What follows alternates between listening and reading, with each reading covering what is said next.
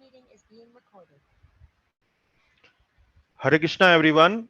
Welcome to our program on the Nectar of Instruction, which is a verse by verse study course. Today we will be discussing on text number 8 of this verse of this book, and this is our 17th class on this topic. So today's topic is based on text number 8 of Nectar of Instruction, and primarily the theme of this text will be how Srila Prabhupada through ISKCON has implemented Rupa Goswami's Upadesha-sara. Let me give you a little explanation of the topic. So in text number 8, as you will learn in short while from now, Srila Rupa Goswami will summarize that the whole purpose and essence of writing this book called Upadesha-amrit is actually to remember Lord Krishna under the guidance of a bona fide devotee. That is what he will summarize in this verse. So that is how we have given this topic, how Srila Prabhupada through ISKCON has implemented Rupa Goswami's Upadesha-sara. Before we begin our discussion on the text number 8, we have two other items to do in this class. One is Mangalacharan recitation and another one is the summary of the previous class. So for Mangalacharan recitation, I would like to invite Rakesh Garg Prabhuji. Prabhuji, please can you help us chant the Mangalacharan prayers? Thank you. Hare Krishna Prabhuji. Hare Krishna Prabhuji. Om Agyantimirandasya Gyananjana Chakshurunmilitam Yena Tasmai Shri Guruve Namah. Shri Chaitanya Manobhishtam Sthapitam Yena Bhutale Swam Rupaha Kadamayyam Dadati Swapadantikam Vandeham Shri Guroho Shri Yutapada Kamalam Shri Gurunu Vaishnavansha Shri Rupam Sagrajatam Sahagana Raghunathanvitam Tam Sajivam साद्वैतम सावधूतम परिजन सहितम कृष्ण चैतन्य देवम श्री राधा कृष्ण पादान सहगण ललिता श्री विशाखान्वितांश हे कृष्ण करुणा सिंधु दीन बंधो जगतपते गोपेश गोपिका कांता राधा कांता नमोस्तुते तप्त कांचन गौरांगी राधे वृंदावनेश्वरी वृषभानुसुते देवी प्रणमामि हरिप्रिये वाञ्छाकल्पतरुभ्यश्च कृपा सिन्धुभ्य एव च पतितानां पावनेभ्यः वैष्णवेभ्यो नमो नमः। जय श्री कृष्ण चैतन्य प्रभु नित्यानंद श्री अद्वैत गदाधर श्रीवासादि गौर भक्त वृंद हरे Krishna Krishna Krishna Hare Hare Hare Ram Ram Ram Hare Hare. Thank you, Prabhuji. Very nicely chanted. Okay, now coming to the next item of today's meeting, a recap of the previous class, which was based on text number 7. The theme for this class was practice bhakti not for its taste, but for its healing potency. And to help us recap this previous class, I would like to invite my dear colleague Manish Kulkarni Prabhu. Now he is based in Singapore. He has been recently shifted from Bangalore to Singapore. He's a very dear colleague of mine. We work in the same company. So Manish Prabhuji, can you please Hare, help us yes, Hare Krishna do Prabhu. the recap? Thank you. Yes, Prabhuji. Yeah. Hare If you Krishna can, to all if you devotees. can open your video, that will. Uh, Yes, Prabhu. yeah, very nice. Oh, you can see me? We can see you. Yes. Okay, okay. Yes, we are talking about the Nectar of Instruction Text 7. And as Prabhuji mentioned, the theme was practice bhakti not for taste, but for healing potency. Okay. So, as we discussed, the holy name, the glories of the past times, and the character of Lord, Lord Krishna, are all transcendental and sweet like sugar candy. That is what is described in by Srila Prabhupada ji. Yeah. But the tongue afflicted by jaundice of avidya, yeah, the people who don't have this taste, yeah, or they have the disease like jaundice, they cannot taste anything well, anything sweet. Yeah, this is what is the realistic, materialistic people who typically have this kind of a taste. Yeah, by carefully chanting the holy name, yeah, every day, a natural relish awakens, and the disease gradually gets destroyed over a period of time. So if you chant the holy name, then you will see all these diseases, yeah, can be overcome from the root. Typically, in this material world, you can see man is completely attached to the material world, and this is considered like he is completely in a disease condition. Yeah, he has this several diseases of connecting to the material world. A typical disease which is compared here, a metaphor is given here, is of a jaundice. For a person who has jaundice, you will see that a sugar candy will taste bitter for him. Also, he doesn't have a proper vidya, so it is termed as a avidya. So he doesn't like the holy name, or even the holy name becomes tasteless for him. And typically the disease cause, yeah, the disease cause is because he doesn't understand that we are the servants of the Lord. Yeah? And then he is typically connected or attracted by the Maya. So this is what is the cause for the main disease which we are seeing in this materialistic world. Then Maya, typically we also say that Maya is also called Durashraya. So taking shelter, taking wrong shelter. Typically people take Durashraya, wrong shelter, and then go with the materialistic world.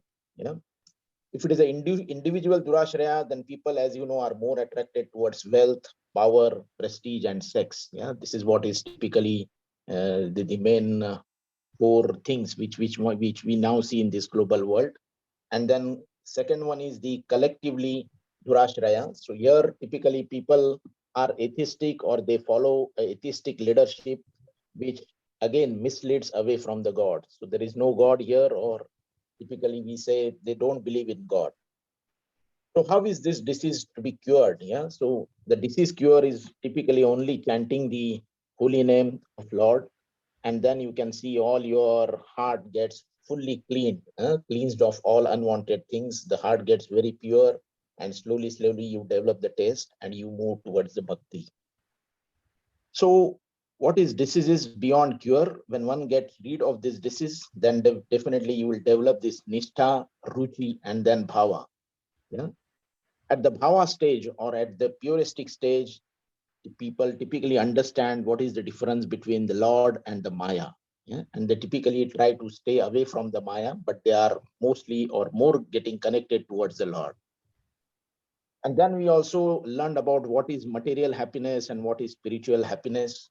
As you all know, spiritual happiness, you might feel a little bit weird that, okay, this is something like a poison in the beginning, but a nectar at the end. And it increases with remembrance of the Lord. So slowly, you feel love towards the Lord, and your bhakti towards the Lord increases, and you feel it is a nectar at the end. Whereas material happiness, we all know, we feel very much happy. It's feeling like a nectar in the beginning, but it is poison at the end, because it is futile, it is insufficient. We always want more, and this is very temporary. Yeah? So if you really want to achieve spiritual happiness, you have to strengthen your intelligence, you have to control your mind, you control your senses. So it is conviction, having a strong or strengthened intelligence, and then a full commitment towards achieving the goal. Yeah? This is how you can achieve the spiritual happiness. And a very good example was covered by Prabhupada ji, saying that mother is the intelligence, child is the mind, doctor is our guru, and the medicine nothing but the holy name of the Lord. Yeah? Thank you, Prabhu. Thank you very much for giving me opportunity. Thank you, Manish ji. That was very nicely covered, very quickly and succinctly covered. Yeah. I would just spend 1 or 2 minutes on these last two bullets. Achieve his spiritual happiness. How can we achieve spiritual happiness? So, as Manish ji said, that we need to strengthen our intelligence, which is conviction, and we need to control the mind, which is commitment. So, last time also we gave you one example that conviction means what? That understanding that we are diseased and we need to take the medicine. We need to take the medicine. We need to know how to get our disease cured. And we find a good doctor and go to the doctor and take the treatment. But then going alone to the doctor does not help. Only understanding intelligently that how I can cure my disease does not help. We have to act upon what the doctor advises. And acting is something like taking the medicine. So taking the medicine means you have to take medicine once in the morning after breakfast, once in the afternoon after lunch, once after dinner. uh, you have to take. So all that respective protocols have to be met, and that is called commitment.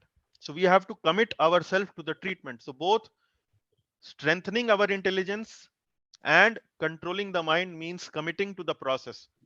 Both will take you to spiritual happiness. One alone will not be sufficient enough. And mother is compared to the intelligence, child is compared to the mind, doctor is compared to the guru, and medicine is the holy name. So the metaphor was that when the child is small, so the mother takes the child to the doctor for treatment. So the doctor might talk some nice good things with the child to please him, but ultimately doctor tells the mother that you have to give him this medicine, you have to keep him in discipline, everything has to be done properly, and so on. So intelligence is something like which once again and again brings the child back to take the medicine, the holy name. So this doctor is like the guru, and this child is like our mind, and the mother is like our intelligence. So when our intelligence is strong, the intelligence is like mother, which will keep the child in discipline on the advice of the doctor or the guru, and the treatment is to chant the holy names again and again. So that is how we have to do it. And how we can strengthen our intelligence? We can strengthen our intelligence by regular hearing Krishna Katha and following the process sincerely. That is how we can keep our intelligence strong. Okay. Now let us move to text number 8. And we are now going to make a little transition after we have covered text number 7. From the perspective of theme, we are now moving towards reside in Vraja. Reside in Vraja. Vraja means Vrindavan. So the main theme for this text number 8 is that we should continue to stay in Vraja and follow a devotee, follow a role model. This is the main theme for text number 8. And from the perspective of stages of bhakti, we are now coming to from the stages of 9 stages of bhakti, we are now mainly talking about asakti. Asakti means the person or the practitioner now has attained such a level of devotion that he cannot live without Krishna consciousness, without hearing Krishna Katha, without going to the temple, without worshipping the deities. So he has now become the attraction towards the Lord has become now much more deeper and spontaneous. Yeah, so that is what is known as asakti. So I will connect this thought of asakti and spontaneous devotion in the lecture today. So let us wait for that. But before we go deeper into the lecture, let us first of all have some familiarity with the text number 8. So text number 8, the melody of this verse goes like this. It is similar to what we have studied in text number 7, text number 6. The name of this chand is Vasant Tilak. It is recited in the same way as we recite Govindam Adi Purusham prayers. So it goes like this. Tannama Rupa Charitadi Sukirtananu Smartyo Karmena Rasana Manasi Niyojya Tishtan Braje Tad Anuragi Jananugami Kalam Nayedakhilam Iti Upadesha-saram. Let us see how line by line each of these Sanskrit words actually mean. Tan Nam Roop Charitadi Sukirtananu. Okay, let us go or try to understand the meaning by first of all understanding the meaning of last line. So last line is Kalam Nayed Akhilam iti Upadesh Saram. Iti Upadesh Saram. Upadesh Saram means this is text number 8. The name of this book is Nectar of Instruction, or in Sanskrit we call it Upadesha-amrit. So Upadesh-saram. Sar means essence, the gist. So Upadesh-saram. So from text number 1 till text number 7, and summarizing it in text number 8, so Rupa Goswami is now presenting the Upadesh-saram, the essence of all advice. So Rupa Goswami has been giving advice starting from text number 1, 2, 3, 4 till number 7.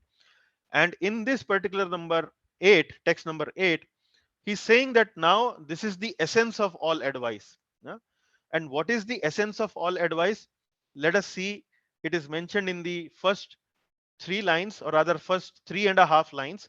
In the last half line, it is saying that it is the essence of all advice. So what is the essence of all advice?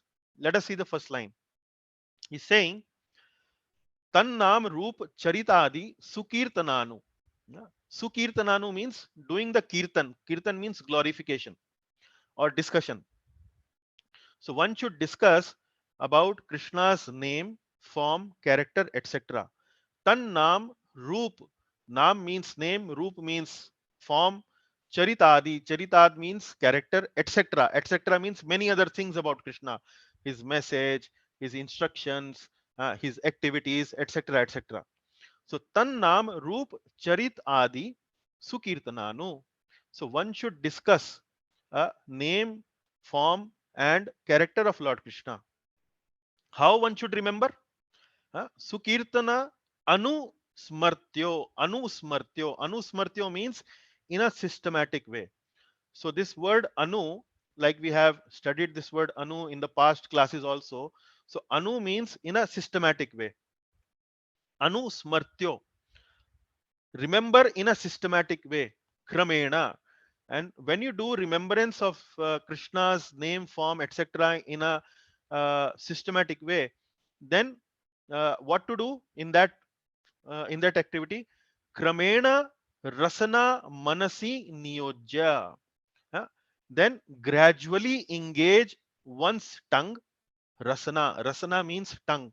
This word rasana also came in text number 7. So kramena. Kramena means gradually. Kramik.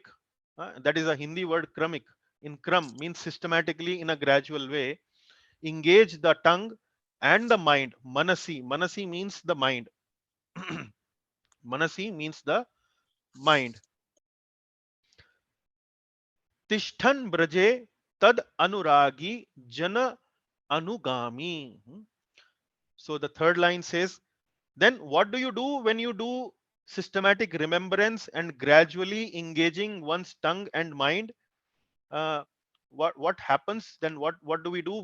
Where actually do we reach? What result do we obtain? Tishthan braje.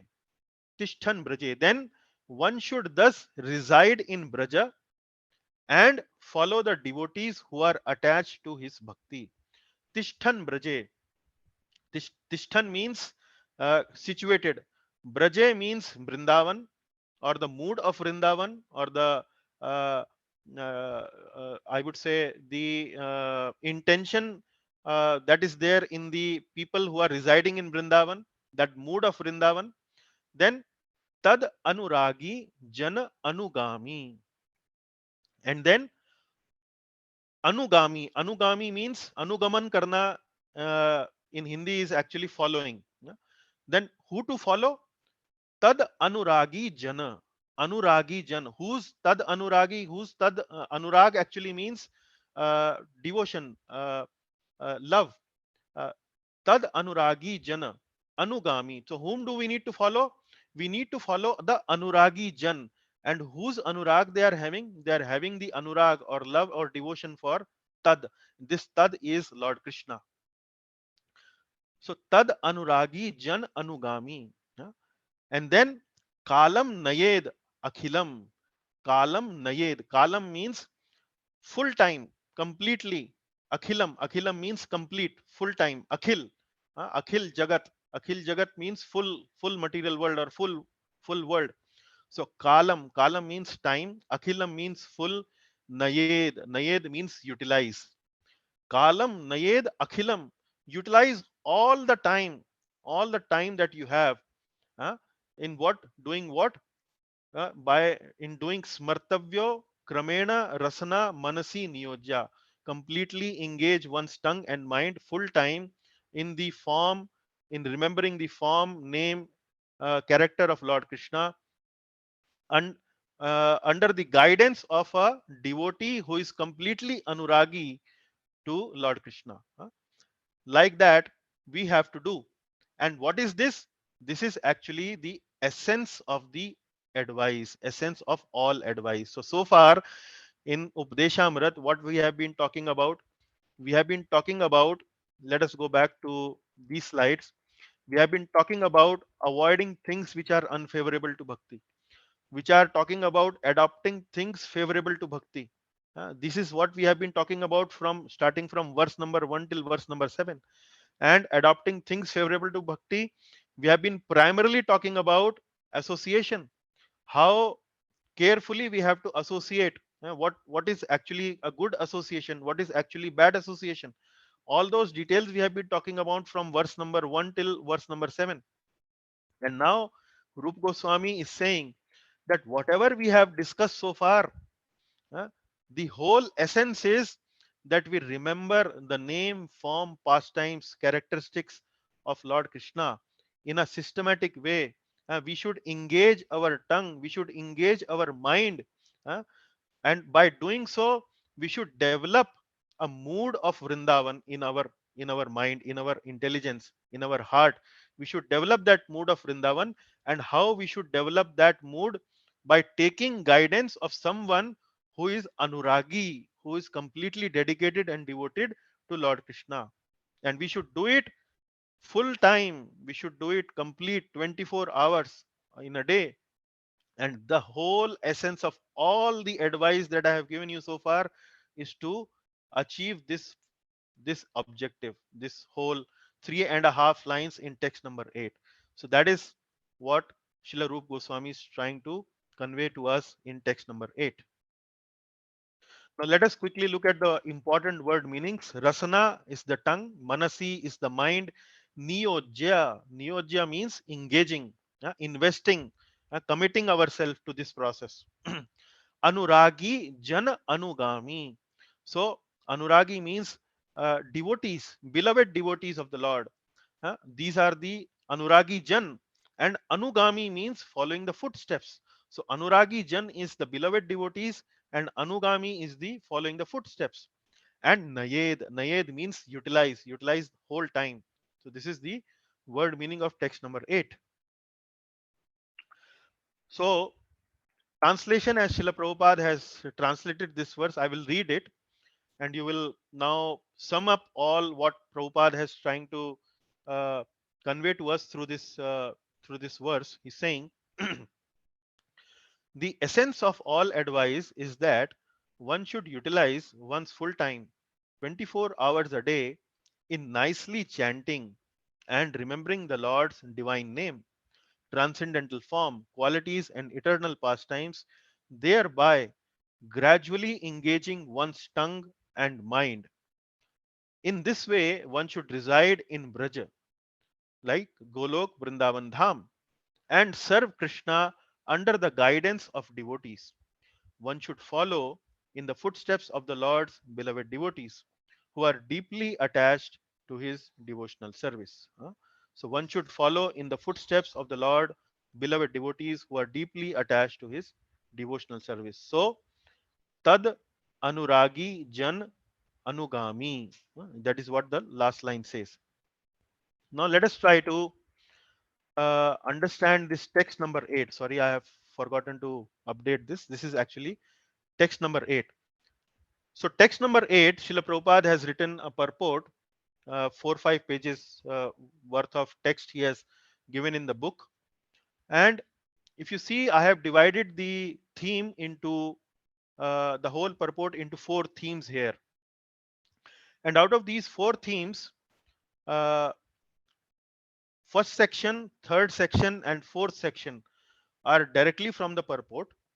But in order to emphasize on the point of training the mind, there is an additional section here which is not actually mentioned in the purport, but we will try to discuss in this particular class, because this is very important for us to understand that how our mind actually takes us away from our actual activity, which is the devotional service towards the Lord. How our mind act as an enemy in 4 different ways. So this is an additional theme that I have inserted into the purport that has been given by Srila Prabhupada, just to emphasize more on what Srila Prabhupada is trying to say in theme number 1, which is training the mind in cultivating bhakti, why and how. So we will spend majority of our class in these first 2 sections, and probably 25% of our class to these last 2 themes. So if you see in this particular text number 8, the second line of the text is Anusmartyo Kramena Rasana Manasi Niyojya. Engage our tongue and engage our mind in systematically remembering the Lord and gradually engaging our tongue and mind in doing this activity. So, uh, from that theme in text number 8, I will try to take you now to the purport that Srila Prabhupada has written. So, Prabhupada starts his purport with these 2 sentences. He's saying, since the mind may be one's enemy or one's friend, one has to train the mind to become his friend. We have also learned this part in Bhagavad Gita, where Lord Krishna says that our mind is both our enemy and our friend. And we need to train our mind so that he doesn't remain our enemy, rather, our mind becomes our friend. And then Srila Prabhupada makes another statement. He's saying, the Krishna consciousness movement is especially meant for training the mind to be always engaged in Krishna's business. So here, Srila Prabhupada is giving the objective of Krishna conscious movement. Objective of Krishna conscious movement, actually he's talking about ISKCON's objective. ISKCON's objective, he's saying, to especially meant for training the mind to be always engaged in Krishna's business. Now, if you read the 7 objective of ISKCON society, never in any of those 7 objectives you will find Prabhupada has mentioned anywhere that the objective of this Krishna consciousness movement or ISKCON society is to train the mind. You will find different lines. For example, bring the living entity closer to Krishna, the Supreme Personality of Godhead. Then you will also find that building temples, distributing books, writing literature around Krishna consciousness, and all that. So many things he has written there, but nowhere in any of those 7 objectives of ISKCON it is mentioned that the Krishna consciousness movement is especially meant for training the mind. So why Prabhupada is saying here the objective is training the mind? So we will focus a little bit on why, and then how to train the mind. So first of all, we will uh, focus on this why, and let us see. So training the mind in cultivating bhakti. Yeah.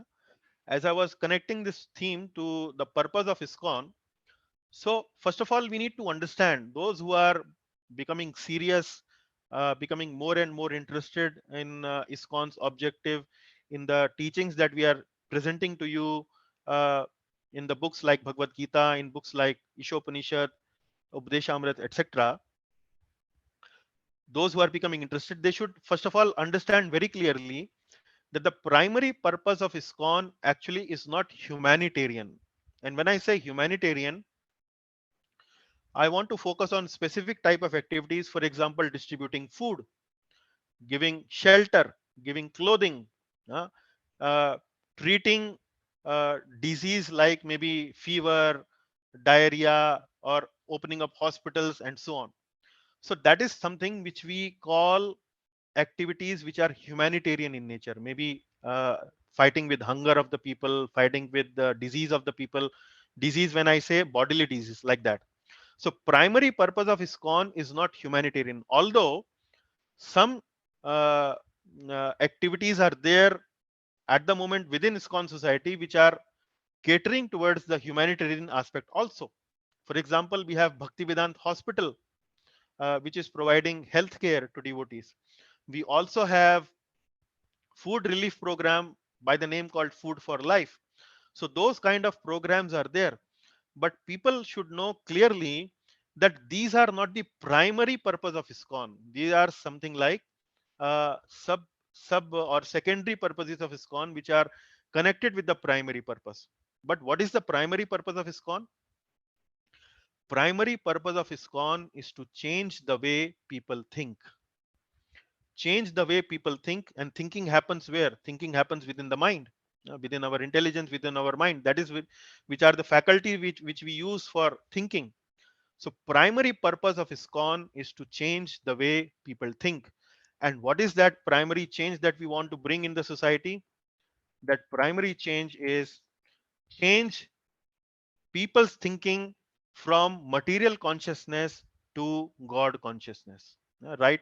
Like we are in a society which is primarily in material consciousness. Material consciousness means we are mainly attracted towards wealth, power, prestige, sex, etc. For our own sense gratification, we are attracted towards these things. But we want to redirect this energy of people which goes towards primarily in material consciousness towards God consciousness. And this is what God consciousness is, where we are surrendered towards the Supreme Personality of Godhead. We are following the instructions of Supreme Lord Krishna and uh, changing our lives for the better. So that is the primary purpose of ISKCON. And that is where Srila Prabhupada is saying the Krishna consciousness movement is especially meant for training the mind, which is right now in the material consciousness, and train it to make it God conscious. And for doing that, there are multiple activities there. There are multiple objectives of ISKCON, which is, for example, building temples, writing books, uh, organizing programs which are uh, attracting people to Supreme Lord Krishna, and so on. So that is what Srila Prabhupada is mentioning here. But why do we need to uh, train? As it is mentioned, we want to bring them from material to God consciousness. But let us now go a little deeper. What is there in the mind, and why it is important to train the mind, why it is important to change the mind from material consciousness to God consciousness. So before we uh, go to the reason of why, let us first of all understand what happens in the mind, what goes on in the mind. So mind has impressions. So Srila Prabhupada also writes in his purport, the mind contains hundreds and thousands of impressions, not only of this life, but also of many, many lives in the past. These impressions sometimes come in contact with one another and produce contradictory pictures. So these two lines are given in Prabhupada's purport. They are containing a lot of information with them. Let us unfold that information. So Prabhupada is saying that the mind consists of impressions, and these are impressions not only from this life but also from the previous life. So what happens when a person dies? When a person dies, then the soul, together with the subtle body is what? Subtle body comprises of mind, intelligence, and false ego. So when a person dies, then the soul and the subtle body comes out from the gross body, and then it goes and takes another body, transmigrates and takes another body. So the mind is always traveling with the soul when this transmigration takes place. So when a new body is acquired, then the mind from the previous body, the mind from the soul, together with the soul, actually acquires the new body. So when a new body is taken, then the impressions from the previous life are already there in the mind. So it is not a clean slate. It is not a clean slate. When a child is born, it is not a clean slate. It already have, the mind of the child already have impressions from the previous life. And how are these impressions developed? These impressions have various flavors. So in these impressions are enjoyment, these impressions may have some anxiety. So it is a mix, it's a combination of multiple experiences from the previous life. Now if I have to explain that in a different terminology, so we can say that the mind in the new body actually is comprised of sattva, rajas and tamas. So it's a mix of, there is some sattva there, there is some rajas there, there is some tamas there. So it's a combination of a mixture of various uh, uh, uh, various composition of sattva, rajas and tamas. So now what happens is that these sattva, rajas and tamas, these various different impressions in the mind that are there, they can manifest, or they actually trouble us in two different ways. So mind trouble us in two different ways. And what are those two different ways? These temptation actually come to the mind in two ways. They could be external or they could be internal. External means, for example, when our senses see some object of sense gratification, the mind can get attracted towards those items.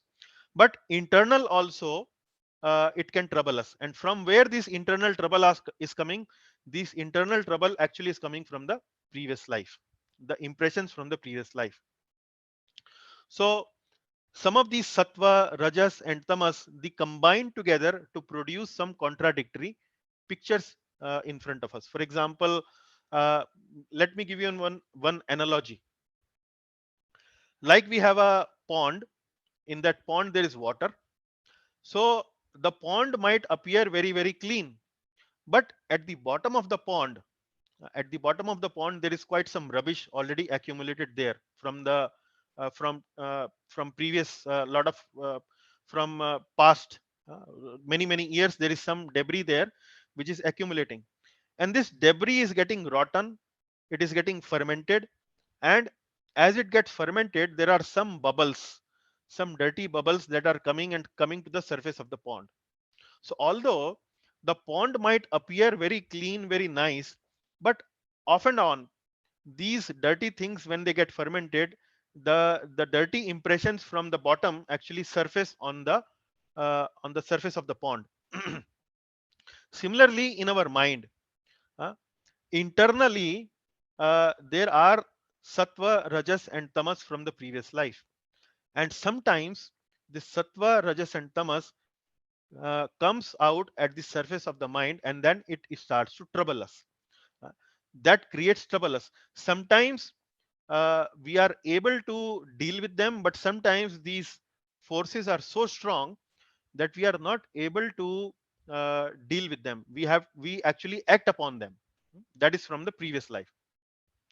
Like if you remember third chapter of Bhagavad Gita, Arjun asked this question from Lord Krishna, then what is it that, even if I know that this is my duty, I have to do my duty, but what is that kind of force that is there within us which actually tempts us to do wrong? We know we are doing wrong, but we are tempted to do wrong. Then Lord Krishna replies that actually, my dear Arjun, it is rajas which keeps us doing wrong things. And the reason for that is rajas. And from that, from where this rajas is coming, that rajas is coming from the past impressions that are there already stored within our mind. So sometimes internally it manifests, sometimes externally we get succumbed to all these things. Now, why we are discussing all this? Why we are discussing all of a sudden about mind creating these kind of impressions?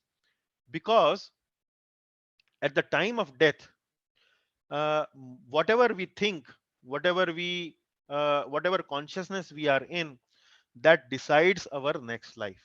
That decides our next life.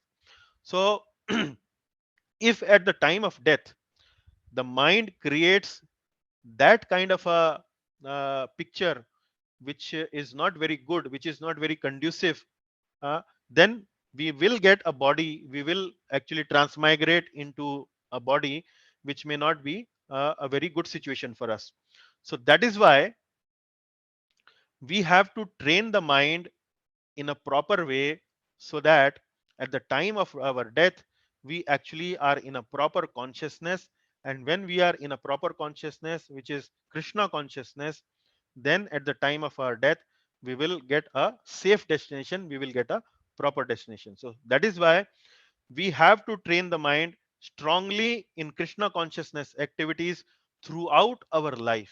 Like what it says, the verse says, text number 8 says, kalam nayed akhilam. Kalam nayed akhilam means we have to really work hard 24 hours of our day to train our mind to engage in Krishna conscious activities, so that at the end of our life we get a Krishna conscious destination and not a material conscious destination. So that is the whole emphasis of introduction in the purport by Srila Prabhupada, that why we should train our mind. And uh, we will and then we will come to the point how to train our mind. But since this topic of mind is quite uh, important for us, and I was mentioning in the introduction part that we will take a little detour. This is not covered in the purport by Srila Prabhupada, but we will try to understand how our mind tricks us. Mind is our enemy, like Prabhupada write in the purport. Since the mind may be one's enemy or one's friend, one has to train the mind to become his friend. So we would like to go a little detail in depth, that how our mind is our enemy. And there are four possible ways our mind is our enemy. And that has been mentioned in an acronym called MIND, MIND. Hmm? So M stands for mind has a tendency to magnify our problems. We might be having some problem in our life, but the mind will kind of blow it out. It magnifies, it over presents the problem to us. Then mind also has the tendency to imagine pleasures. Mind goes on daydreaming, it like to fantasize. So that is called imagining of pleasures. That is what mind does. N stands for neglects opportunities. So mind keep us riveted to either our past, or it also kind of tricks us that we should actually look forward to do something in the future. Right now we are not capable of doing it, let us do it in the future. So that is how mind tricks us. It either tells us that in the past it was the experience was not good, so we should not engage in doing it, or in the future we should do it not now. That is how mind kind of tricks us to neglect the opportunities that are there, that are coming our way right now. Then mind also denies the realities that are there in front of us. So mind keep us showing us rosy picture always, and it denies the realities of life that are there in front of us. So that is how mind tricks us in four ways. But let us see each of these points in a little detail. I gave you just now a little summary, but let us now go a little detail on each of these points. How mind magnifies the problem, how it imagines the pleasures, how it neglects the opportunities, and how it denies the realities. Let us see. Mind has this tendency of magnifying the problem. So what happens is that we might be facing some problem in our life, some difficulty, and our mind presents to us the problem in a way that we really become depressed. That means it overthinks about the problem. it presents the problem to us in a way that we start overthinking about it, over worrying about it. And when we do that overthinking and over worry, what happens is we feel that the problem is too big, and we become depressed, we become unmotivated, we become discouraged, and so on. Like what happened with Arjun in Bhagavad Gita. Arjun thought about his problem in a magnified way. I will get sin, I will kill my parents, I will kill my gurus, I will kill my teacher, and so on. Like that, mind magnified the problem in front of Arjun. So, overthinking or magnifying of problem is something like overcooking a rotten vegetable in a hope that it will taste good. It is something like overcooking a rotten vegetable with the hope that it will taste good. That doesn't happen. If the vegetable is rotten already, then cooking does not make the vegetable tasty. It does not unrot the vegetable. It remains foul smelled, it remains distasteful.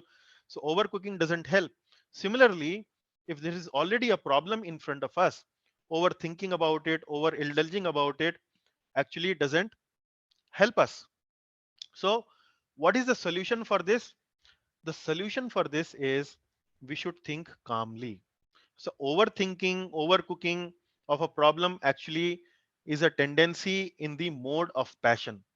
In the mode of passion, the mind in front of us presents the problem in a way that it is very big. But if we go into mode of goodness, if we think calmly about the problem, we think composed, in a composed manner, in a cool manner, if we think about the problem, then only we can actually find some good solution, some creative solution about the problem. Uh, So the solution is that we become Krishna conscious and not problem conscious. So if we keep becoming problem conscious, it will not help. We have to become Krishna conscious. We have to think calmly, and calmness comes when we engage ourselves in devotional activities. That's how calmness comes, peace comes, and so on. So uh, we should not tell God how big the problem are, but we should tell our problems how great God is. So when we tell our problems how great God is, how he can help us in solving our problem, then actually the problem will be solved. So this is the first way the mind act as our enemy. The second way is mind imagine pleasures, and that is about fantasizing and daydreaming. Fantasizing and daydreaming means sometimes we think that okay, we will become a, for example, let us take an example of cricket. So many times we see youngsters, they think that if they play cricket they will become like Virat Kohli, or they will become like Jasprit Bumrah, and they will make big centuries, and they will actually take so many wickets and so on. And they are actually now in a in a situation where there is a match between India and Pakistan. The last ball is being bowled, and India needs six runs to win. And now you are on the batting, as a batsman you are now hitting a six, and then you win the match and you became a national hero, and so on. So like that, mind has this tendency of fantasizing and daydreaming. Now what is wrong with daydreaming and fantasizing? Some What wrong with daydreaming and fantasizing is it wastes our time. Uh, it wastes our time. There's so much time and energy actually wasted. Uh, these are waste thoughts. And not only waste thoughts, sometimes these thoughts could also be immoral. Immoral thoughts. And not only immoral, sometimes these thoughts could also be very sinful. So this is something which what happens with fantasizing and daydreaming. And what is the penalty that we have to pay? We waste a lot of our time in doing fantasizing and daydreaming. We not only waste our time, but we waste a lot of our energy. We spend a lot of our energy in doing that. And sometimes if our thoughts are immoral, if our thoughts are sinful, we actually also pollute our consciousness. Say for example, thinking ill about someone else, thinking bad about some other person. So we waste our time, we waste our energy, and we pollute our consciousness by fantasizing and daydreaming. Yeah? And sometimes this daydreaming or fantasizing can go even to the extent that we might also act upon it. We may also do something wrong. We may take something a bad action, which may be very, very detrimental not only to our spiritual life, but sometimes it can be detrimental to our material life also. Now, somebody might say, what is wrong in seeing dreams? What is wrong in seeing something big in our future and so on? So here we need to understand that there is a difference between daydreaming and vision. Daydreaming is different from vision. Like Srila Prabhupada, he had a vision for ISKCON. He would talk to people and he would say that I can see there are temples, I can see there are books, I can see there are devotees who are dancing in these temples. Actually, there was nothing there. He was, when he went to US, he was talking to somebody and he was saying that I can see there are temples, I can see there are devotees, I can see there are books already. So that was the vision of Srila Prabhupada. Vision means we are in control. We know how we are going to achieve that plan. We are how we are going to execute that plan. We are confident enough that this will happen. We have tangible steps. We have sufficient knowledge. We have sufficient training to achieve that vision. But daydreaming is something like we don't, we are not practicing, we are not acting, we are not doing anything about it, but simply fantasizing about those things. So that is how mind wastes our time, waste our energy, and waste our consciousness by imagining pleasures. So what is the solution? Solution is we become serious about our objectives. We have our priorities very clear, and whatever priorities we have, we actually start preparing ourselves for executing those priorities. So that is the difference between daydreaming and vision, and that is the solution. That if we keep our priorities clear, we can prevent our mind from imagining pleasures. And the third way how our mind act our enemy is it neglects opportunities. Neglects opportunities means there are opportunities there right in front of us today. We can do something about those things right now. Uh, but mind actually give us uh, excuses that how we cannot execute those opportunities. How mind tricks us? Mind does two things. Mind laments. Laments means whatever past has gone, it will keep on lamenting. No, see how unfortunate I am. I was born in a poor family. I was not given the kind of education I was supposed to give. Actually, my fellow neighbor, he had a very rich father, so he could do all that what he wanted to do. But my father was something. Actually, I did not have a father. My father died at a very young age, and so on. So the mind give us all kind of excuses. It laments about the past, and then future, it procrastinates about the future. Future is not available. Past is gone, but the future is not available, so it will procrastinate about the future. Now actually I am not ready for doing what opportunity is coming to my way. Actually I will do it in the future. For example, if I read in Bhagavad Gita, we should give charity. See, now I don't have sufficient money. I have started my job right now. I don't have enough bank balance so that I can give something in charity to somebody else. I will rather do it in the future. Or if we say that people should do some chanting, people should engage in devotional service. See, now it's an age where I need to build my future. I have to uh, marry, I have to raise kids, I have to have sufficient bank balance. Actually these things are, these spiritual topics are meant for old age. I should rather do it in the old age. Like that mind tricks us. So that is why we neglect the opportunity that is there available to us right now. So we should understand that every moment is an opportunity. Every moment we have a choice to make. Either we choose material consciousness or we choose Krishna consciousness. Every moment we have a choice to make, and we can at any moment, every moment in the present, can choose Krishna over material consciousness.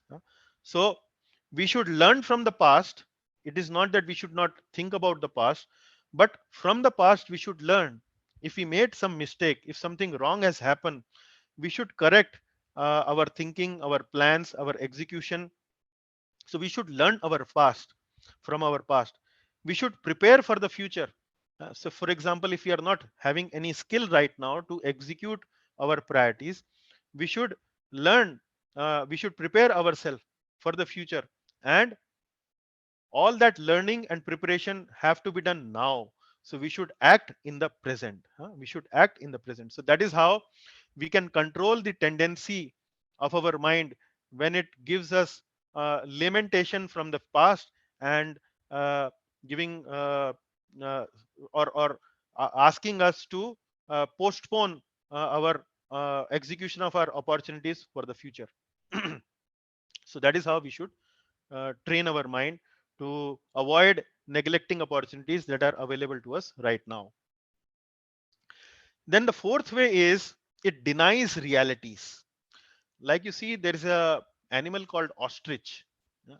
Ostrich, whenever he sees a danger, it buries its head in the sand. So burying the head in the sand, it might appear to the ostrich that the trouble has gone, but the trouble doesn't go away. Trouble still is there. So similarly, mind also uh, denies realities. And what are the realities in front of us? It tells us how the mind denies the reality. Mind denies the reality that God will not help me. See, I should not do all this. God never helps. There is no God. God never helps. But the reality is Krishna is there in our heart. If we take some step toward Krishna, Krishna actually also take 100 steps towards us. So like we read in Bhagavad Gita, the Lord says, if you engage in my devotional service, I will give you the intelligence how to come to me. Then the mind will say, see, I'm chanting, I'm doing this bhakti for so long, but the mind actually, the process does not work.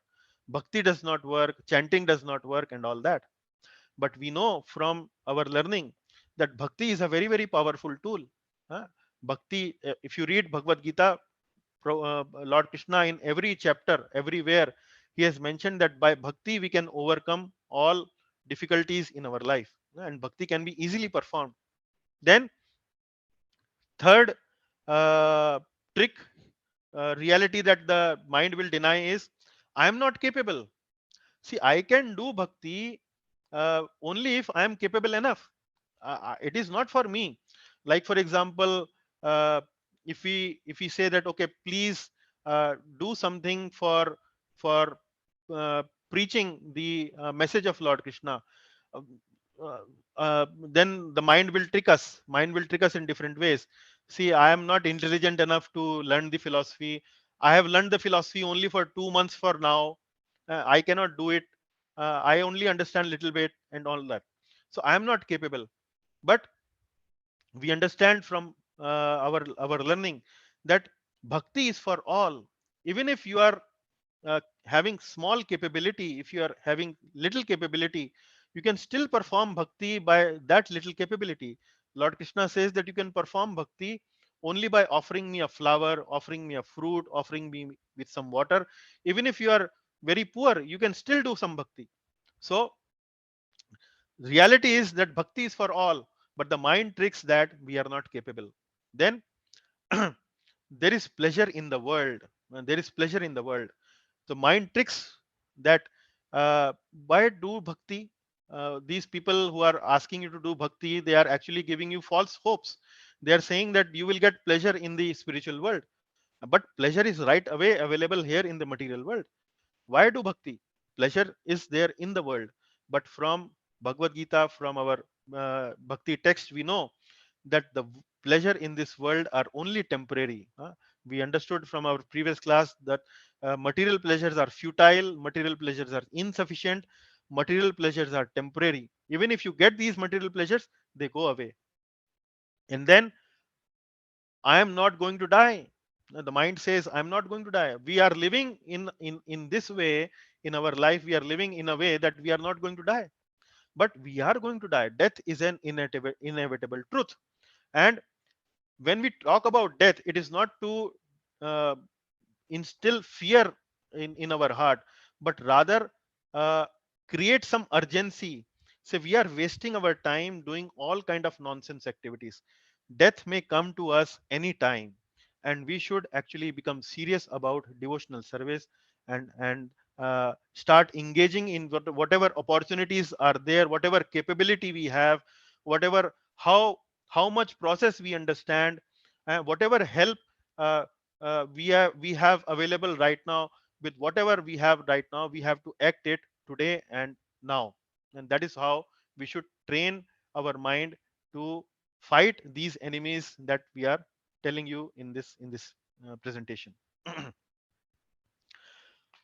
Okay, so after understanding that how the mind tricks us in four ways, uh, the solution, as I mentioned to you, the solution is uh, bhakti. Solution is engaging ourselves in devotional service.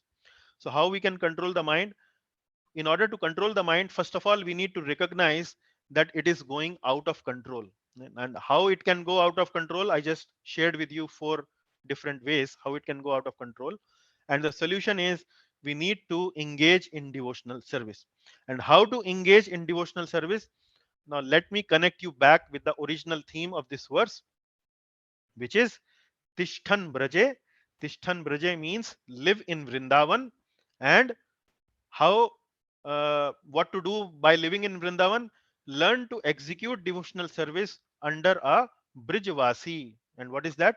Tad Anuragi Jan Anugami. Under somebody, under a devotee who is expert, who is exalted enough for him to guide us in devotional service. So these are the two activities we need to do when we are doing devotional service. Now you might wonder that this particular verse is saying that we should live in Vrindavan. So, what does actually living in Vrindavan mean? Do we need to physically go get a flight, get a ticket, and start residing in Vrindavan? If somebody can do that, that is very good. But that is not necessary. That is not actually a mandatory thing that everybody should now go and head and live in Vrindavan for engaging devotional service. And under a Vrijvasi, and find somebody in Brindavan, we should look at his ration card or maybe Aadhaar card, say, are you a resident of Vrindavan? And then engage under that devotee that, okay, please teach me how to engage in devotional service. So that is not, if somebody can find somebody in Vrindavan who is exalted enough and execute that devotional service, that is also fine. But that is not necessary that we need to do that engagement under a Brijvasi in a literal sense. So, what does living in Vrindavan means, and what does uh, getting trained under a Brijvasi? So, let us understand that. So, living in Vrindavan means having a mood of selfless service. Having a mood of selfless service. See, when we are under the control of modes, in particular, when we are under the control of Rajogun and Tamogun. So, what are the two qualities of Rajogun and Tamogun? Rajogun is all about selfishness, me first. And Tamogun is about Nishkriyata. Nishkriyata means no activity, dullness. I can't do anything. So, living in Vrindavan means cultivating the mood of selfless service. So, service means activity. Service means doing something.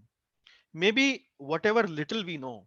Not that we have to become great like maybe exalted devotees like Prabhupada, but little what we know, however small we know, do some service.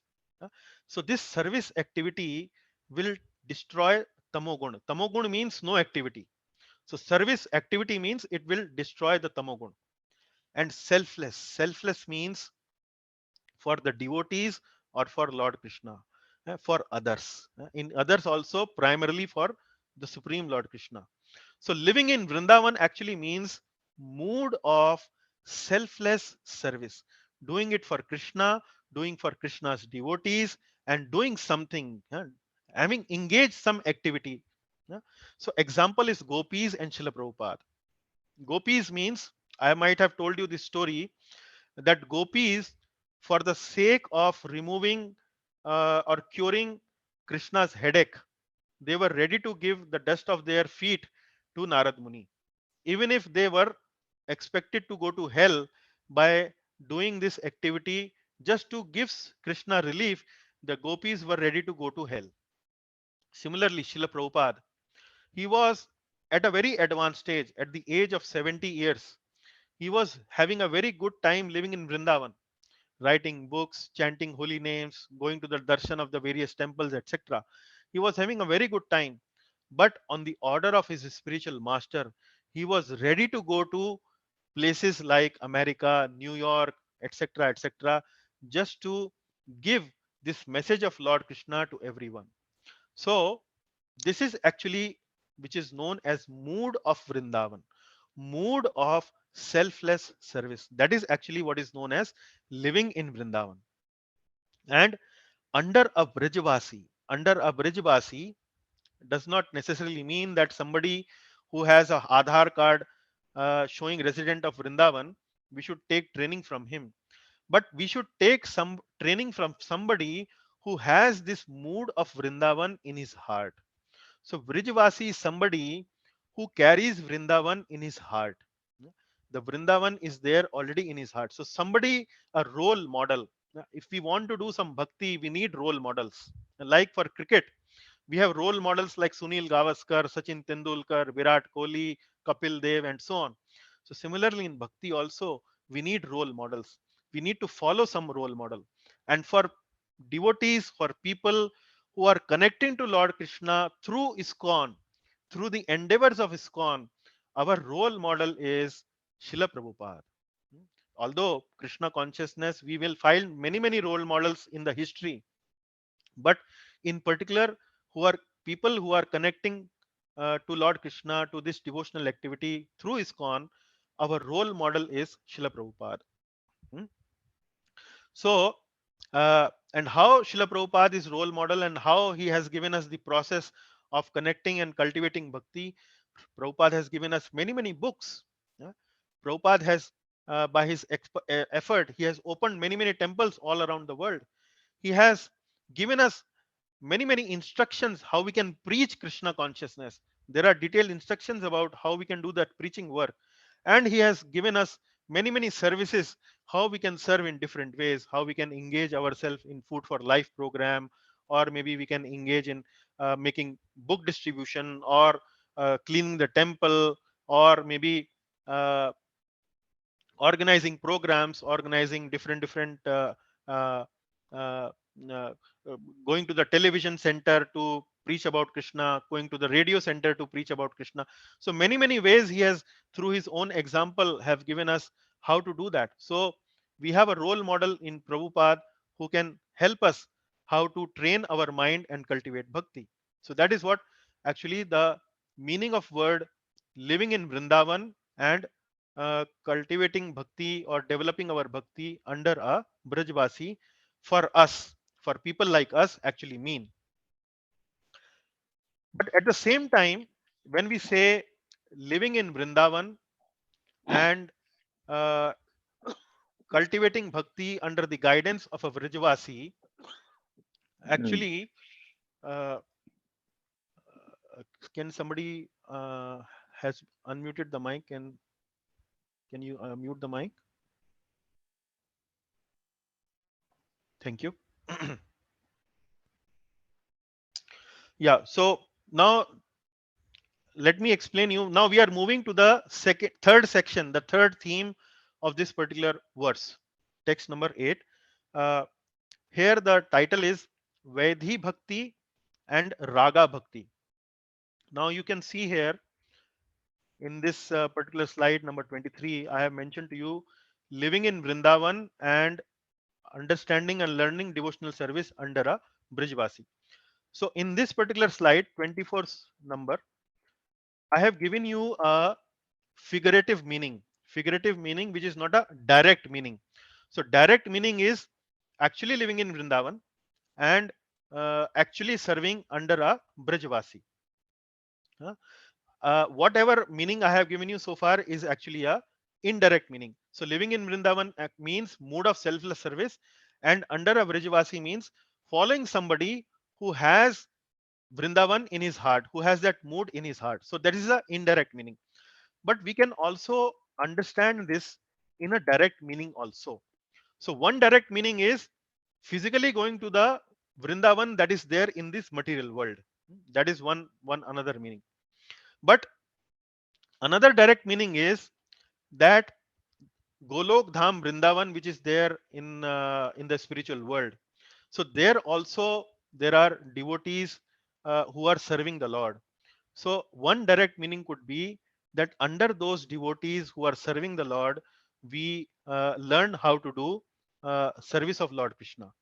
So here, when we are talking about the direct meaning and connecting this meaning with the actual spiritual world, then we understand that bhakti can be classified in two possible ways.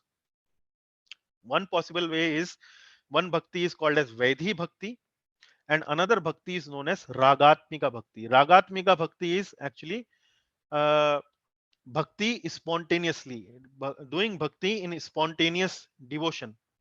Vaidhi bhakti means practicing bhakti. Practicing bhakti means abhyas. So we are not having spontaneous attraction towards Lord Krishna. So we are trying to do practice, and by doing that practice, we are cultivating that feeling of spontaneous devotion towards Lord Krishna. So practicing the principles of bhakti as per Shastra and as per our spiritual master. So this is known as Vaidhi Bhakti. Vaidhi comes from Vidhi. Vidhi means following rules and regulation. So in Bhagavad Gita, chapter number 12, also, if you see that Lord Krishna is giving us bhakti at various levels. So he starts by saying that the topmost level of bhakti is spontaneous bhakti. Spontaneous bhakti means uh, naturally the devotion is there and we are following, we are getting attracted towards Lord Krishna. And that bhakti is known as Ragatmika bhakti. Rag. Rag means attraction, spontaneous attraction. Ragatmika bhakti. So when somebody has a spontaneous attraction for Krishna without following Shastra, that is known as Ragatmika Bhakti. Now let me take you back uh, to the initial slide.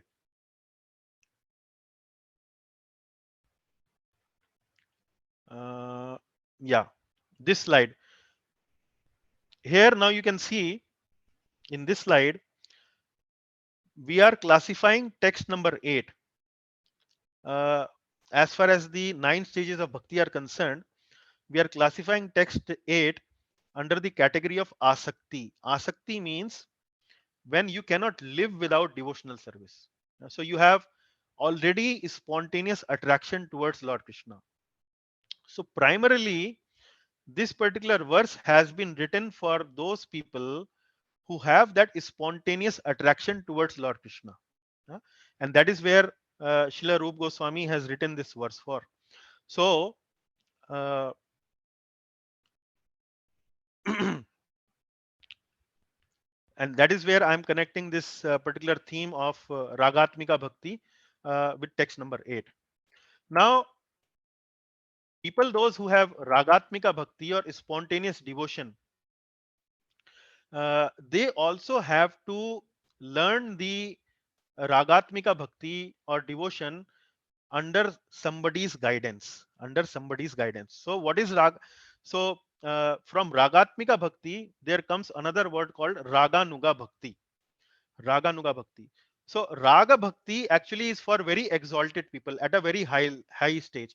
This is not actually for us. For people who are at the practicing level, it is not for us. For us, it is Vaidhi Bhakti.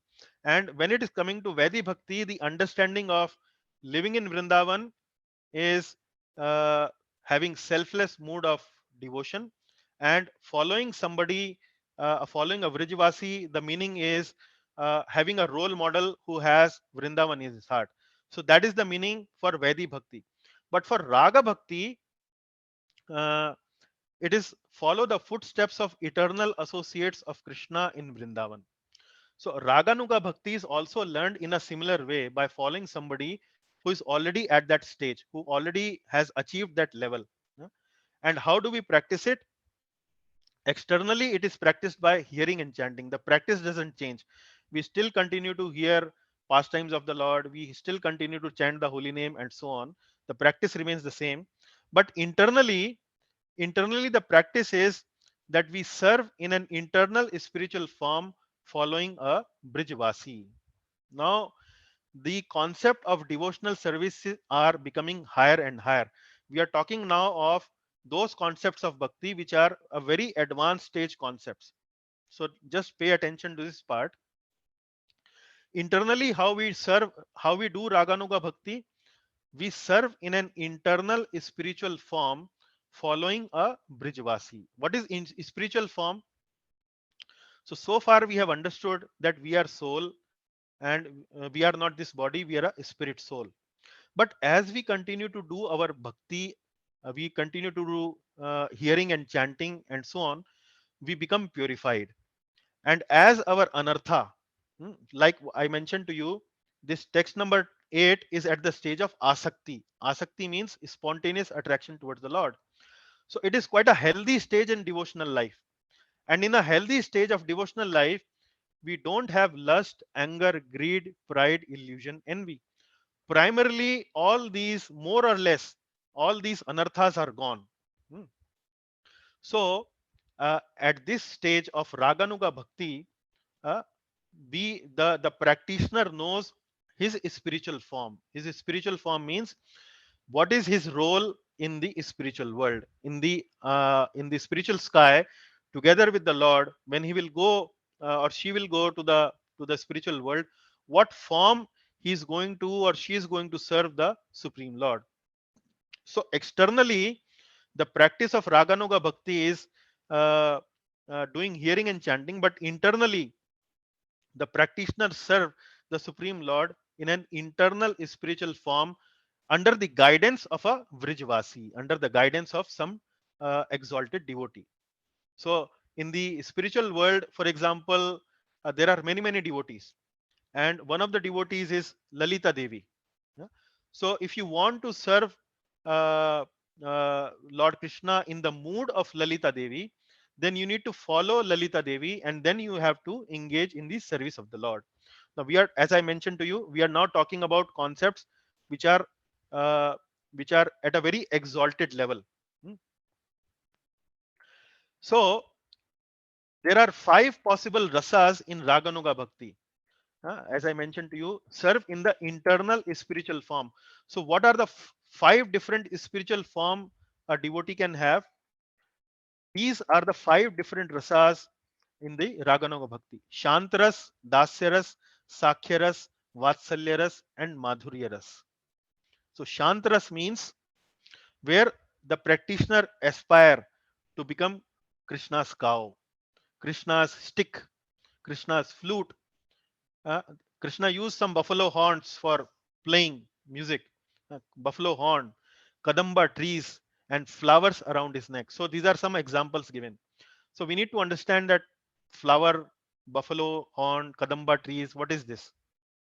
So we should understand that in the spiritual world, everything is alive, nothing is dead, everything is spirit, everything is conscious, nothing is dead.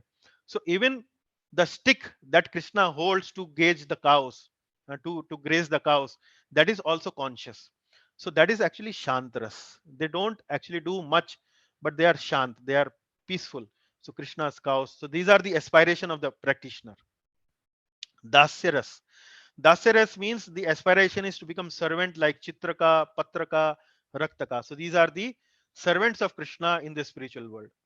Sakyaras. Sakyaras become like Krishna's friend like Baldev, Sridama, Sudama. Vatsalyaras like parent, having a mood of a parent like Nanda Maharaj, Yashoda Maya, and so on.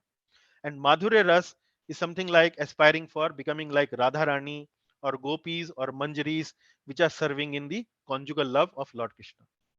So, as I mentioned to you, these are very exalted level of devotion we are talking about. We will talk more about these things when we read our next book, which is Bhakti Rasamrit Sindhu.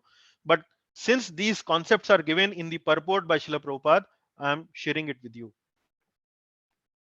Now, in this purport, that Srila Prabhupada has written for text number 8, he has also mentioned about Bhaktisiddhanta Saraswati Thakur's writings. So Bhakti Siddhanta Saraswati Thakur has also written a commentary on text number 8. And in text number 8, he has mentioned about these stages: Shravana, Varana, Smarana, Apana, and Sampatti. Now, uh, in this particular text, what are we doing?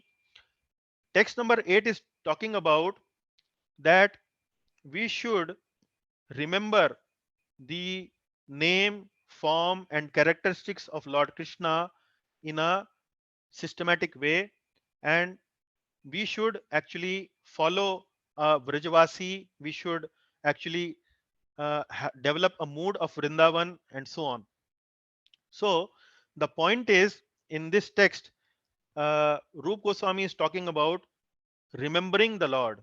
uh, So remembering the Lord and ultimately attaining the Lord, attaining, reaching to the spiritual world. So that is the whole process. So Bhaktisiddhanta Saraswati Thakur has given the various stages from remembering the Lord or for hearing the Lord to ultimately to reaching the spiritual world. So that is what Bhaktisiddhanta Saraswati Thakur has given various stages of Shravan to Sampatti Dasha. So what he is saying, in Shravana Dasha, what happens is it's a neophyte stage. The person is very new in bhakti. One hears about Krishna's names and pastimes. And what happens by doing that? The person becomes convinced. And when the person becomes convinced, it is the stage of acceptance. This is known as Varana Dasha. One becomes attached to Krishna's Katha and performs Kirtan. He also starts to doing that activity. Yeah. Then Smarana Dasha. So when the person starts to doing Krishna's Kirtan, then he develops remembrance of Krishna. Every now and then the remembrance will come about Krishna. So this is called stage of remembering Krishna when one chants in ecstasy. And this particular Smarana Dasha has 5 different levels, which is covered in the next slide. And then from Smaran Dasha, what happens? The purification happens. The anarthas are gone. And then comes Apana Dasha. Apana Dasha, Apana Dasha. Apana Dasha means practitioner has achieved the realization of one's pure spiritual identity. And these identity I covered in the previous slide, like Shantaras, Dasyaras, Sakyaras, Vatsalya, Madhurya. Uh, So in the Apana Dasha, the person identifies what is his role in the spiritual world. Is he in the role of a manjari? Is he in the role of a parent, as a parental lover of Lord? Is he in the role of a friend of the Lord, and so on? Hmm? And once he understands his spiritual identity, then in the end it is actually Sampatti Dasha. Sampatti Dasha means perfection, when the soul finally obtains spiritual form and appointed to eternal service of Krishna in the spiritual realm. So that is the Sampatti Dasha. So how? So like Rupa Goswami is saying that this is the essence of all advice. Essence of all advice is that we remember Krishna, we take training under the guidance of a devotee who is exalted enough, and then we develop mood of Vrindavan in our heart and ultimately go to the spiritual world. So that is the essence of all advice. Yeah. So I will finally conclude by mentioning the 5 levels of Smarana Dasha. So this Smarana Dasha also has 5 different stages. It starts with Smarana. Smarana means there is some recollection of Krishna, there is some distraction in the remembrance of Krishna. We will remember Krishna sometime, but we will forget Krishna most of the time. Then Dharana. Dharana means absorption. Remembrance of Krishna without distraction. Now the distraction is gone. Then Dhyana. Dhyana means actually meditation. Meditation means this remembrance is now much more deep. It is now become concentrated, which means unbroken remembrance of Krishna, unbroken contemplation on Krishna. Then comes Anusmriti. Anusmriti means constant performance of Dhyan. So this Dhyan also becomes very constant, very elaborated, very elongated. And then Samadhi. Samadhi means unceasing Anusmriti or spiritual trance, which means meditation entirely free from impediments. This word is free. So meditation entirely free from impediments. There is no impediment at all. So anusmriti, there is some impediment. Dhyana, there is more impediment. Dharana, even more impediment. Smarana, most impediment. But samadhi, no impediment at all, and constant performance of deep contemplation on Krishna, that is there in samadhi. So like that, we have covered the whole purport that Srila Prabhupada has given to text number 8.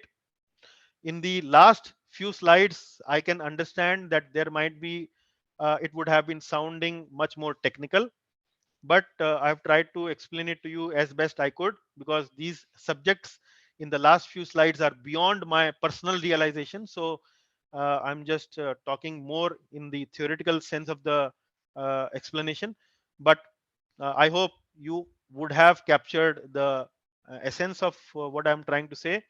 And if you have any questions, please let us know. All glories to Shri Upadeshamrit. All glories to Prabhupada. All glories to Srila Rupa Goswami. Thanks a lot. Hare Krishna. Hare Krishna. Yes, Prabhuji. Thank you very much for your attention. Prabhuji, very, very Mm. nice class, Prabhuji. Especially that mind slides, amazing. That was really the bottom line, which the mind controls the body, mind controls the senses. So really like that slide. Very Yeah. nicely explained, Prabhuji. Thank Thank you. you so Thank you, much. Prabhu. So the Very last four. practical, also very practical. So Yeah. I appreciate that you actually really picked up the essence from this class. So the last few slides are not for us. Actually, those slides which are on the mind control and the Yeah. understanding of the mind, those are for us. And Correct, I'm correct, very Prabhu. happy that you picked up that. Thank you. Thank you, Prabhu. Yeah. Mm. Hare Krishna. Hare Krishna, Prabhuji. Yes. Dandavad. Guruji, I just got confused in those gunas once you have been repeating today, and you said tamoguna means no action. My concept was tamoguna means, Rakshas Jati gunas, shouting and always angry mood and doing killings and all that. Yeah. Tamoguna has two aspects. Mm-hmm. One aspect is not understanding what is right and wrong. G. And also it has another aspect which is called laziness, which means inaction. I didn't know that actually. Yeah. So if you read 14th chapter, where Lord Krishna G. is describing the characteristics of tamoguna, G. tamoguna has agyana jam. Agyan, Uh-huh. it is born out of agyan, ignorance, G, and Guruji. it leads to jadata. Jadata Hmm. means inactivity. The G. person keeps on lamenting, I cannot do this, I am so unfortunate, and will not do anything. Simply shouting and lamenting. That's But what this happens in tamoguna. self-blame game. Yeah, something like that. So Mhm. tamoguna is, in one sense, is beneficial also, because tamoguna also induces sleep within us, and we need that sleep in Oh, order to take rest. G, So Guruji. it is not that all these gunas are all bad. So G. they have some positive aspect also, but primarily tamoguna is about inactivity. Uh-huh. Inactivity and not knowing what is right and what is wrong, not able to differentiate between the right and wrong. Like Arjun, like what happened with Arjun. G. What did Arjun do? G. Arjun kind of debated with Lord Krishna, gave lot of points, and then ultimately Mhm. what did he do? He kept his bow aside. Ultimately he G. said that I cannot understand what is right and what is wrong for me. Please can you guide me? And he kept his bow aside. But then what you will call these people Rakshas Jati, what they do? They are not tamas? Well, they are tamas, but they are also in the mode of passion. So passion and Hmm. tamas both are strong. Passion means doing the G. activity, but doing all kind of wrong activities. G. So But they then are it becomes contradictory, and not doing no, anything and doing. no. Hmm. See, we. It is not that we are living entities. We are subjected with sattva, rajas, and tamas. All of them. They are there G, Guruji. in certain proportion. Sattva, rajas, and tamas is there in all of us. Yeah, we are interchanging into this morning till night, Yeah. maybe million So times. yeah, and then when the rajas becomes so the rajas induces us to do activity. It is not that every one single entity or rakshasas are purely in tamas. No, Ji Guruji. rakshasas also have some sattva, some rajas, some tamas. So they have all these gunas, but primarily what guna is more heavy or more predominant in their life is depending on what they actually Tamas. choose to do. Yeah. if That's right. if they choose to do rajas every time, then the rajas become very strong and they continue to act in rajas, and the tamas keeps them in agyan, and then they do all kind of nonsense. But the Rakshas Jati does most of the time nonsense sort of thing. Yeah, so that nonsense is coming from rajas and tamas. Means selfishness comes from rajas and Ji, nonsense comes from tamas. Ji Guruji. So it's a mixture of the two. Yeah, it's the mixture of two. So it Nobody, means nobody is like that purely sattva or pure. purely Okay. rajas or purely tamas. No, you can have 90% sattva, 5% rajas, 5% tamas. Ji Guruji. You can have Hmm. 5% sattva, 90% rajas, and 5% tamas. This can also be like that. But if I believe in Sakar, then he is 100% Sattva. No, sakar is nirguna. Sakar doesn't have sattva, rajas, and tamas. Nothing Sakar is there. also has no good. Sakar Okay. is nirguna. We discussed in the beginning of the class. Yes, yes. Sakar is I beyond. got it. Yeah, yeah. The gunas are like bondage. The Ji gunas keep us Guruji. bound. So Jai Guruji. yeah, yeah, Both are Nirguna. yeah. Thank you, Guruji. Thank you. Sorry bothering you again No and worries. again. Fine. Jai Guruji. Hare Krishna. Hare Krishna. Hare Krishna Prabhuji. Yes, Ishwar Prabhuji. Yes. It was really very enlightening and very uplifting, and a lot of things are clear now. And one which I really needed was that even if we are early or we are little late in starting this, so every moment is an opportunity to work towards God. And that is the Right. point that has finally got into my head right now. And I'm quite happy about it. Earlier, I was thinking that maybe some sort of help, but now with your telling us that no, you are never late, and You are never I'm late. really Yeah. yeah, yeah. Yeah. So that is one thing which I really picked up, and for the benefit of me personally and all of that. There is Very one nice. small query regarding this brain part which you have told us so vividly, so succinctly. I just want to know that there is a class of people with mental disorders. I think our psychiatrist friend, Dr. Vidya, will bear with me and clear me out. So, how are they? Can they be also helped by devotional service? Somebody is a schizophrenic, somebody is a severely depressed man. So, what is their scope of mixing with the normal people, or how are they helped actually? Is there any special training program or some such thing that can be done to them for benefiting them? That is a small question. Maybe you can help. Yeah. So see, when we were talking about the subtle body, Yes, when we were talking about the soul, when it transmigrates, it does not transmigrate alone. There is a subtle body together with the soul that goes to the next body. And in right. the subtle body, there is a faculty called mind. And in this Yes, faculty, which is mind, there are impressions that are there from the previous lives, in that life, and that impressions they carry, the subtle body carry to the next body. yes, yes, Now, these impressions define the underlying kind of personality of those person, because you will find that many people by nature are criminal. yes, You yes, cannot actually change them by doing whatever.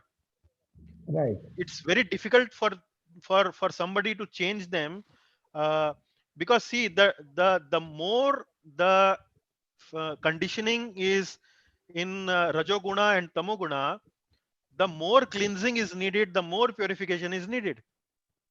Right. And sometimes those things become very difficult for people who are heavily into rajoguna or tamoguna. They by habitual, they are by habit or by their very nature or by their very characteristics are criminal in nature, or maybe say detrimental to society and all that. Right. So so the learning from this particular aspect is that not everybody is something like as a pure, pristine, clean state when takes birth. They Right. bring their baggage from their previous life, and that baggage also plays a role in defining who they are in their present life. Right. And when we go for devotional service, we go for a we go for a process of purification. Right. Devotional service is a process of purification, and whatever process of purification one engages in, it keeps on getting rid of this uh, uh, impact of rajoguna and tamoguna. They Right. keep on subsiding. They keep on kind of becoming more and more controlled. Right. So when we are talking about patients like who are having psychiatrist disorder and all that, see, at the level of body also there could be reasons why these disorders are coming, and that is all coming from the previous impressions, karma, Okay. previous life and all that. So Right. sometimes external help is needed in terms of medicine, in terms of maybe supporting them where the effect of rajoguna and tamoguna can be controlled or can be obviated. Some external help is needed. So Right. it is a combination of uh, uh, gross external help in terms of medicine, in terms of Yes. maybe subtle help in terms of counseling, but at the Yes. same time the patient has to come to a certain level of health in order to help himself or herself. Okay. So sometimes you would see that people are not able to do it on their own because they are not capable of doing that on their own. So Right. Right. it like that you can maybe we can summarize that. So I would, yeah. I have observed sometime, though very minutely, I can say I am not very an expert, that Hmm. bringing them to spirituality takes away part of their mental illness. I Hmm. find people becoming more, say, stronger after they are exposed to bhakti. They Hmm. feel that they can do things better. It gives them more confidence. Yeah, because now So they are more situated in sattva guna. yes, yes, yes, yes. So That they kind are, of help, yes, yeah. So because they are now in more in sattva, they can think clearly. They can think calmly. very They right. can think with a cool head. They know Yes, what is yes, right, what is wrong, and they don't true. have this. Uh, they generally don't have uh, much pride that this is because of our capability. They are Right. surrendered to Lord also, so they are humble also. So that is Yes, why these people are in a better control of life, and that is where we actually need to move towards. that, that's right. So these practices of bhakti like chanting, eating prasad, cooking vegetables, vegetarian food in a proper consciousness, keeping our surroundings very clean, associating regularly with these kind of people, with like-minded people, reading devotional books. These all increase sattva guna within us. These Yes, actually yes. purifies our That, our psyche, our intellect. Yeah. in other words, they are, by doing this, we engage in gainful, Yes. I can say health employment. We can improve our health also by engaging in these practices. You Maybe are right. mental health also, yes. You are right. See, there is a complete branch of medicine which is known as psychosomatic disease. Quite right. Yes. Psycho This and is soma. what I Psych was means, trying to do. Yes, yeah, yes, yes, psych means mind, and soma yes. means body. So Quite many right. of these diseases that we have in our body actually originate from the mind, from the Very right. negative thinking, from the negative impressions that we have. Yes, yes. There is a book called there is a complete handbook written by one famous doctor, I think, which is Handbook of uh, uh, uh, Religion and Science. I will find that name of the book and will share on the WhatsApp group. But Right, the right. purpose of that book is mainly that people who have taken to religious practices, people who have taken to spiritual practices, they are in their life, they are much more healthier, they are much more peaceful, they are much more calmer at the end of their life, and so on, much more satisfied. Okay. Their So immune system also improves, I have yes, observed. yes, They yes, become very strong from within. Yes. correct, correct. So there is only benefit and benefit engaging in devotional service. Yeah. Hare Krishna. Guruji, this Yeah. Dr. Deepak Chopra, his one book is Body, Soul and Mind. No, This no, Prabhu. covers I will. quite well. I'm talking about a handbook of Ji. science and religion, handbook of medicine Ha, and ha. religion. I think that is Ji. the name, handbook of medicine and religion. Let me find it out and share it with you. Yeah. I have a little comment on it of my personal experience of around 40, 50 years. Hmm. Medicine results are never complete until unless spiritual teaching is combined to it. Yeah. So we call it a holistic approach also. So no medicine can completely 100% treat a person until unless we mix up with the spiritual. Yeah. Especially, That is Ji, why Ayurveda is considered as a more holistic branch of science, because it that's right. recognizes the living entity at the level of body, at the level of Ji, mind, and at the level Ji, of soul. that's right. All three levels, Yes, the science strives to identify and recognize the patient, Ji but the Guruji, modern medicine recognizes the patient at the level of body, at the Ji most Guruji, at the level of mind, and Ji that too Guruji. that too in a very partial way, that too in a very incomplete way. Well, But this Ji Guruji, yeah, yeah. because there is a lot of studies, the Mm. doctors get spiritual